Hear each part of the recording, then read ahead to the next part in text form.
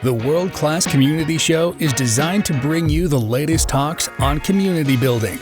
Join our host and his guests ranging from leaders at global enterprises to niche underground community builders. In these episodes, they discuss the creation, the importance, the future, and much more about community building. If you're ready to learn the depths of attracting and engaging crowds around your brand, then make sure to tune in.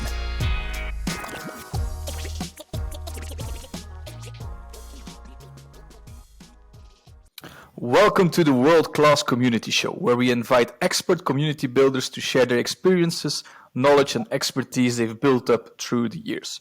Today, we welcome Jeffrey Roe, community manager at Brightcove, the industry leader in online video. As an expert, he brings community professionals together from across the world, and we are very excited to hear all about it. Welcome, Jeffrey. Thank you, Niles. Thanks so much for having me. Well, it's a pleasure. So we're in a bit of different time zones. Where you're located now? I'm in St. Petersburg, Florida. So we're actually, prepping for Hurricane Ian to touch down. Should be happening sometime today into tomorrow. Okay. Oh, I wish you the best of luck during the hurricane here. I'm located in Belgium. We don't really have hurricanes here or earthquakes, so it's quite safe to live here. Yeah. Hopefully it stays that way. Yeah. So let's open with the first question I always ask. So which community are you a part of? And that's quite unique. So something very personal. Yes. So, I'm not sure that I would describe these communities as being super unique, but in terms of the way that these community members engage with each other probably brings out the uniqueness of it. But communities that are personal to me are related to music. I follow a couple of bands very closely. Two of them are one band is called Incubus, and another band is called Deftones. So I think the thing that's unique, especially in the case of the Deftones community, is some of the efforts that community members have made to raise funds. And the reason for these funds being raised has to do with one of the band members. Deftones' original bassist passed away years ago due to a car accident. He suffered traumatic brain injury and was in a coma for an extended period of time, several years, and ultimately passed away. So following that, the fans wanted to get together and establish an organization to increase seatbelt safety awareness. And they did that with the help of actually the bass player's family and close friends. They all got together and started an organization called Buckle Up for Chi. The bass player's name is Chi Chang. And they have this organization where they sell exclusive merchandise, memorabilia, all the funds going to building awareness around seatbelt safety. So, leveraging the power of community to do something like that, I think is, extremely unique. And outside of being a part of these communities to keep up with the latest and greatest with these bands and what they're up to in terms of their creative endeavors, seeing them come together in this way, and especially with family and friends of the band, is really special.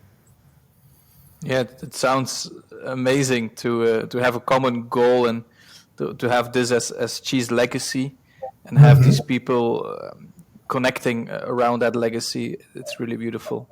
Absolutely. I love the free time community, but day to day, you're also responsible for community at Brightcove. Can you tell a bit what Brightcove exactly is?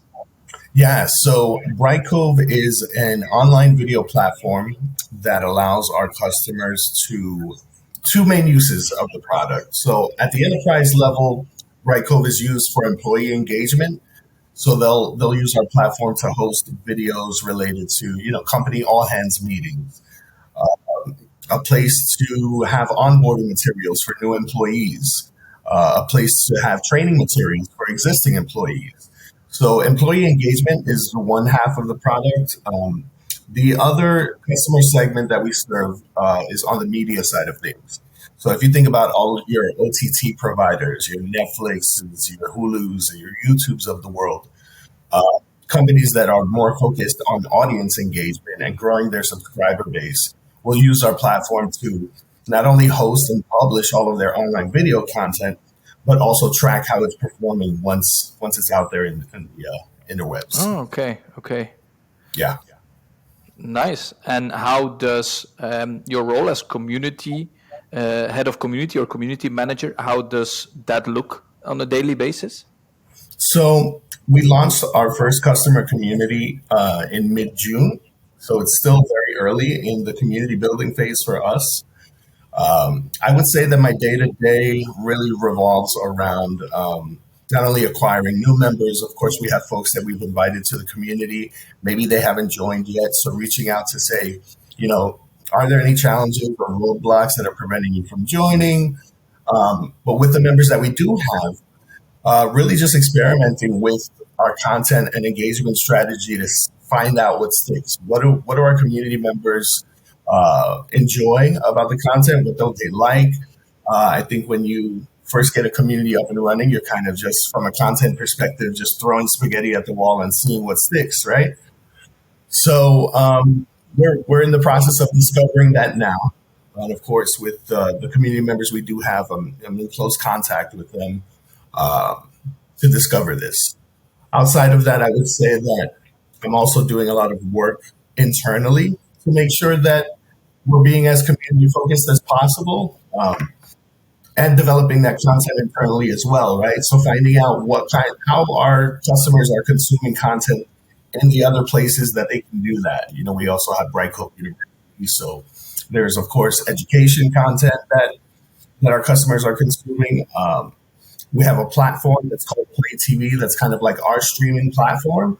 You can watch keynote speeches from our conferences. You can even watch like short films and full length features on it. So working with our marketing team to find out what are people watching there, and let's figure out how we can cut that into community content and get it there as well. Okay, so in terms of platforms, so you have your own platforms, but do you also scale the community, for example, to LinkedIn groups, Facebook groups, or just you stick to your own platforms? We're primarily focused on our own platform right now. We definitely have other places to engage with customers, but I think the focus for the community is really bringing the customers together so they can speak to each other. We know that they're using our products in really innovative ways that we're not even privy to, so we want insight into that. Okay. How do you invite these potential members? Is it like, great, you're a customer, this is your customer onboarding, you get an invite into the community? Or do you look at more mature users of the product? Or how did you start to make a selection? So we worked pretty closely with our customer success teams to figure out, we just straight up asked them, which of our customers are most highly engaged and positively, in terms of sentiment, who are those folks? And we created a short list of customers that we wanted to initially invite into the community. So we went ahead and did that. Really by reaching out to our main point of contacts within each of those accounts, letting them know what we were up to. We're launching this community. They have plenty of folks that are using the product in their day-to-day jobs. So using that main point of contact to then establish an introduction with these users, and then inviting them in via email. Okay, nice. Sounds great. How was it a strategic decision of you to start the community, or did the company decided to go into full-in community and then attracted you to run it? Yeah, so I actually joined the team in August of last year, and the company had already made the decision to stand up a customer community. They had already selected a platform. And I think, as we're seeing with a lot of different organizations, the desire for community is pretty strong. Mm-hmm. Yeah, I heard it everywhere. In B2B, it's becoming really all types of communities. If you go around a company or a product they use, but also like the community you're a part of at CMX, Yes. like-minded people with the same job description, learning from each other instead of limiting everything we know, keeping it inside the company. So it has been a huge shift the last 5 years, I would say. Yes. So how did you end up at CMX? So how did you join that organization? Yeah, so that was actually a very organic process. I'm originally from the New York, New Jersey area, but in 2017, I relocated to Austin, Texas when I joined Koros. During my time there, I've always been the kind of person who's very keen on attending networking events and connecting with folks who are working in my industry and are more senior, just so I can learn from their experience. So, as a new resident in the Austin area, that was one of the first things that I sought out to do. I was like, what networking events are going on in Austin? And that's how I found CMX. So, I went to an event as an attendee. We had a great discussion. I guess I had some thoughtful things to share. And after the event, I was approached by the person who was the host at the time, and I was invited to become a speaker at a following event. So I went ahead and did that, and it kind of just snowballed from there. So it was like I went from being an attendee to then being invited to be a speaker to then being invited to be the new host. So I was the host for the Austin chapter from April of 2019 to the end of 2020. That's when I relocated to Florida, and I recently launched a new chapter out here for the Tampa Bay area, and we had our first kickoff event a couple of weeks ago that went pretty well. Okay, nice. Maybe for the listeners who are not familiar with CMX, what does CMX stand for? What does the organization stand for? So CMX is an organization that's really all about helping community professionals thrive. So they provide training, resources, and tools that help community professionals in their day-to-day jobs. Of course, CMX Connect is one of those resources.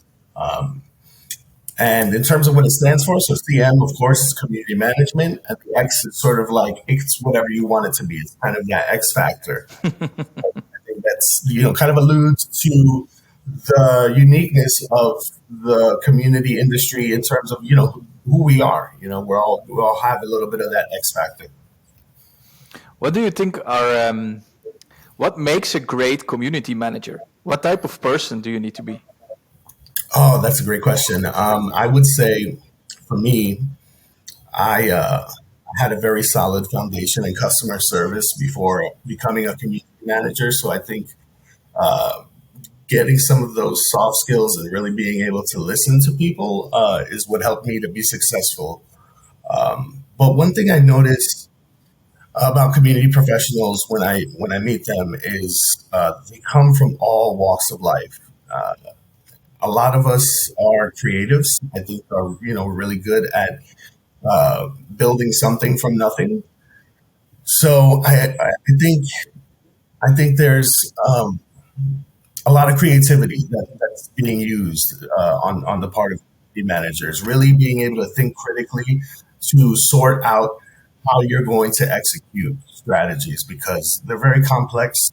They involve a lot of heavy lifting in terms of the work that we're doing. So it definitely takes a committed, creative person to be successful in this role. Okay, that's a good definition. I follow it completely. You have to be, because every community is different. So there are some guidelines which every single one should follow, but everyone got its own culture, its own quirks, its own rituals. Yes. And okay, really cool. So what are some of the best learnings you've got early in your community manager career? So you said you came from customer service perspective, then you've enrolled more in this community building. Which learnings really opened your eyes in community building? I think For me, I had the opportunity to see community management through a number of lenses as my career has progressed. And the one thing I noticed early on is the the intersection of social media and community management. I think that a lot of people, when they think about community management, they sort of gravitate towards social media, and there are also social media community managers. Of course, there's Facebook groups, LinkedIn groups. So community can definitely take place and live on a social media platform. But I think that the caveat there is that social media primarily is used as a tool to market to audiences.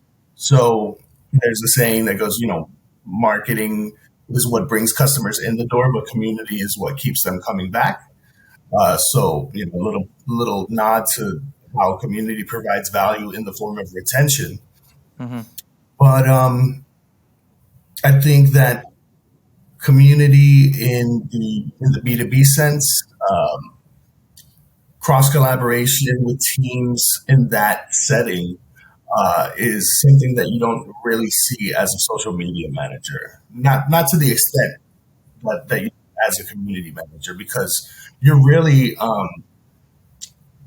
your reach as a community manager is widespread across every part of the organization. I think working in that kind of an environment is what makes community managers' roles very unique. Okay.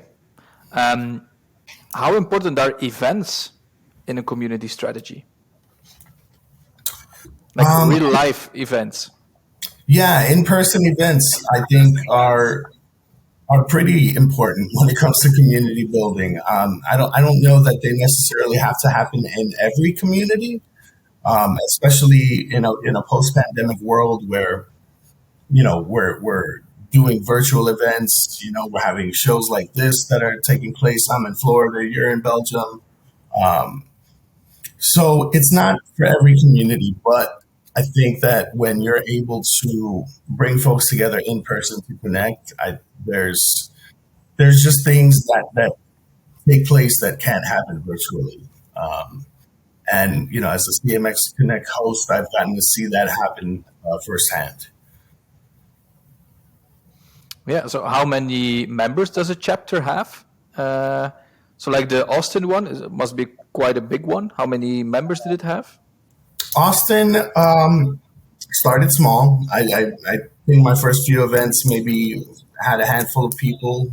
Some meetups were 2 people that showed up to events. But it really put me in a position where you had to explore with different ways of conducting outreach and letting folks know that you're having these meetups. So building that awareness was critical. By the time I concluded my time in Austin, we were able to build it up a little bit to around 15 to 20 people.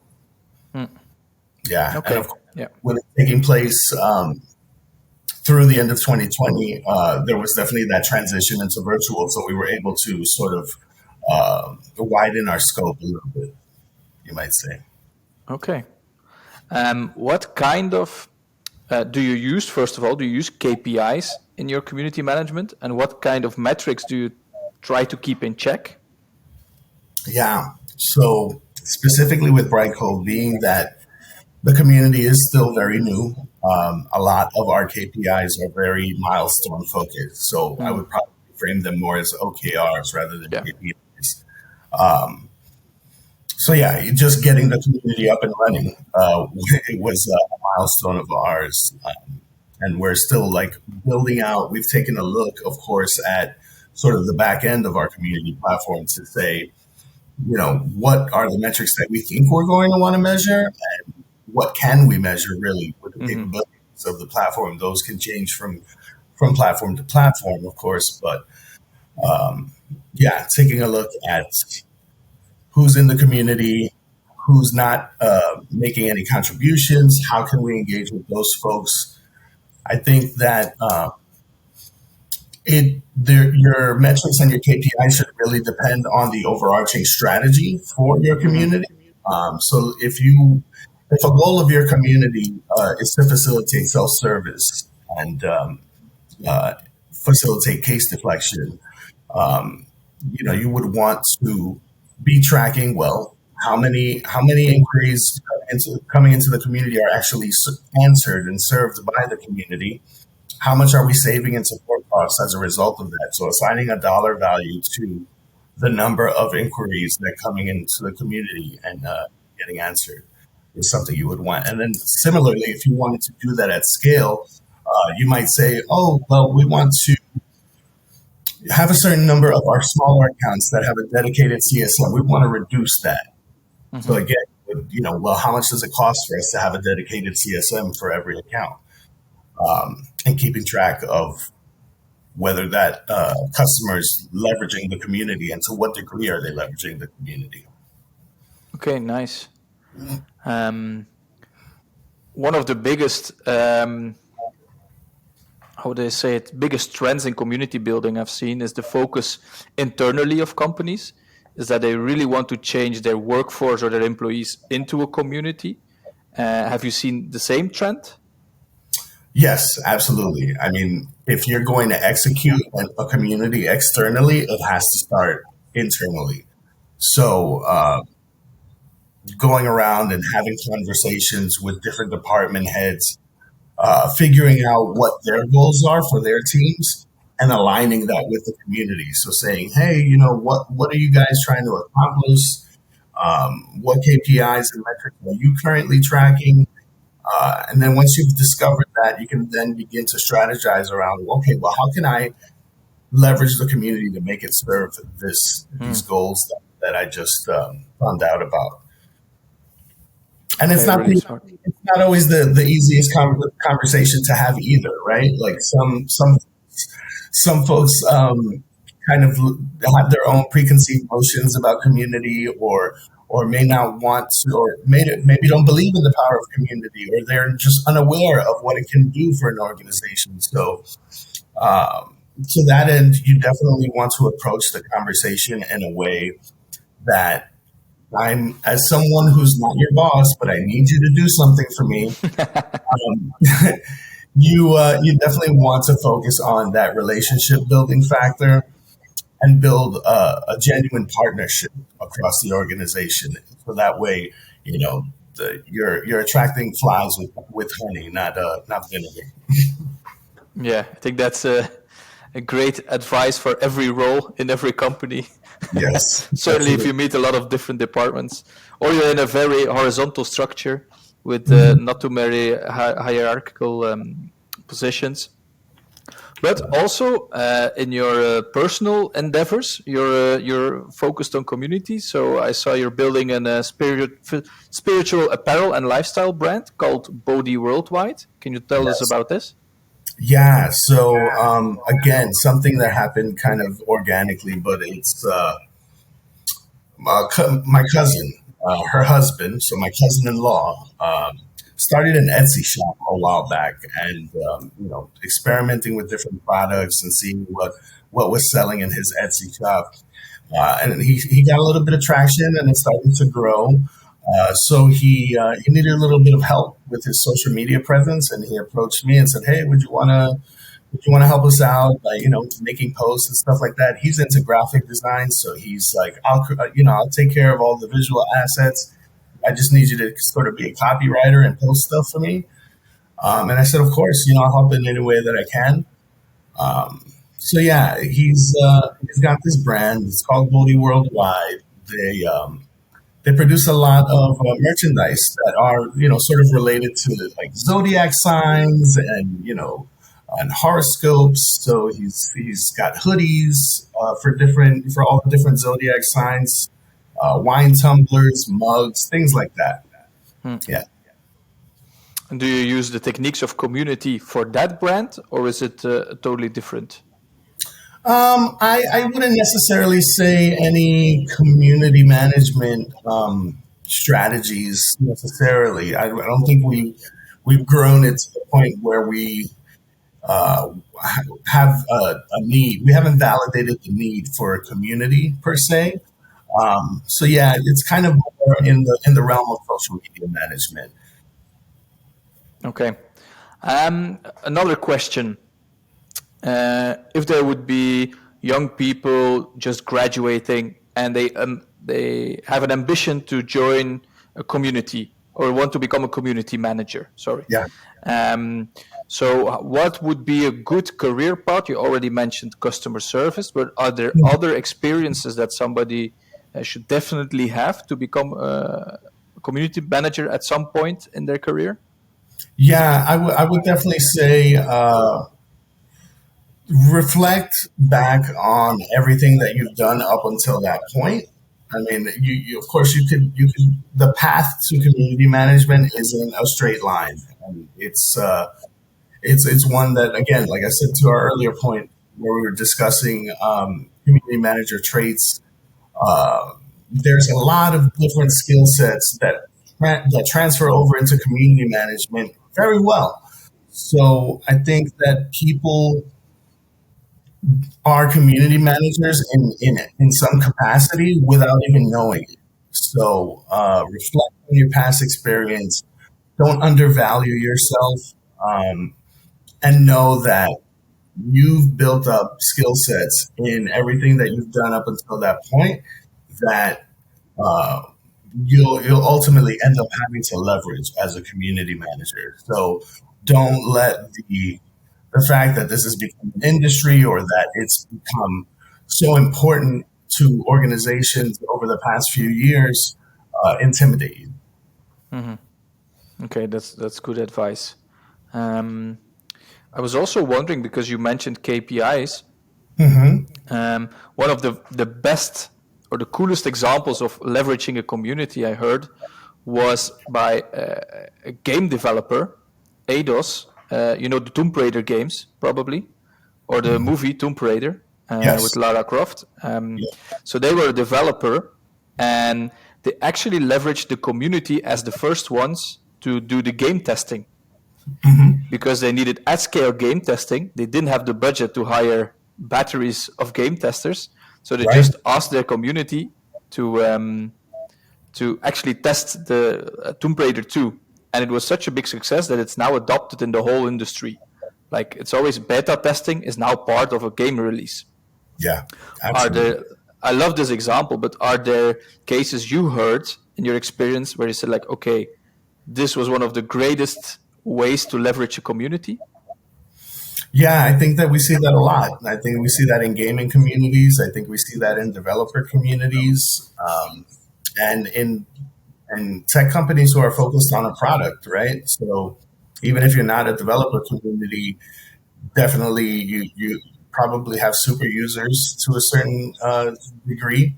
So leveraging them, making them a part of the feedback loop, and then embedding their feedback into your roadmap is something that's very valuable for companies. That's one of the pillars and what that community is able to provide in terms of value. So yeah, leveraging the community to improve your product. In the case of Tomb Raider and the gaming community that you mentioned, I mean that is a really good example, and it's one that you see happen a lot. Gaming communities are so interesting to me because the motivation for participating in communities like that is built in. So it's kind of like it's fun to work with gaming communities because those members are like super passionate.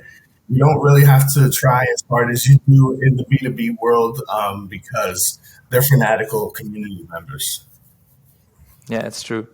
Some of the best cases I've heard started or originated in the gaming community, and it's still one of the fastest growing ones, I would say, Yeah. in number of people and in engagement. So that brings us to the final question. It's one we asked to every guest on the podcast. It's basically, what if you were hired by a new company tomorrow and it's not known, or a brand that it's not known, and you get the task or the assignment to build a community. How would your first 30 days look like? Well, if I'm working with a brand that nobody knows about, then I don't know that I would get to work on community building right away. I think I might have to put my marketing hat on a little bit and focus my efforts into customer acquisition. But I would imagine that although the brand or the company might not be well known, I would assume that they would have some form of a customer base. Yeah, they have a customer base. Yeah. So let's find out. Like in similar to the way that I described community building at Brightcove, let's find out who those customers are, and which of those customers are our most highly engaged and trusted customers, and that have really positive sentiment towards the brand. And let's start there, while also focusing our efforts on getting more customers to really validate the community in terms of a proof of concept. So yeah, I'd definitely be in growth mode. Yeah, that's some advice I heard in many different occasions, and it's basically always boils down to the same: find your power users or find your already existing ambassadors, Yep. and then get them to carry the community and grow Yes. it. But Absolutely. first, look for what's already there. Right. Right. You have to start somewhere, right? Yeah. Okay, amazing, Jeffrey. Thank you so much for this episode. Thank I you. hope one day we can meet in person. I've been in Florida before, but I didn't know you yet. But I hope we can one day meet. Or when you're in Belgium, you're always welcome to visit us.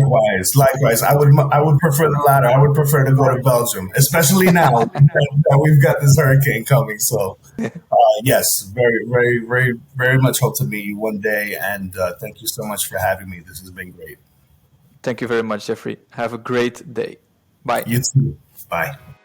Thank you so much for listening to the World Class Community Show. If you liked this episode, make sure to subscribe to our channel on your preferred podcast platform. Looking forward to inspire you again on the next show.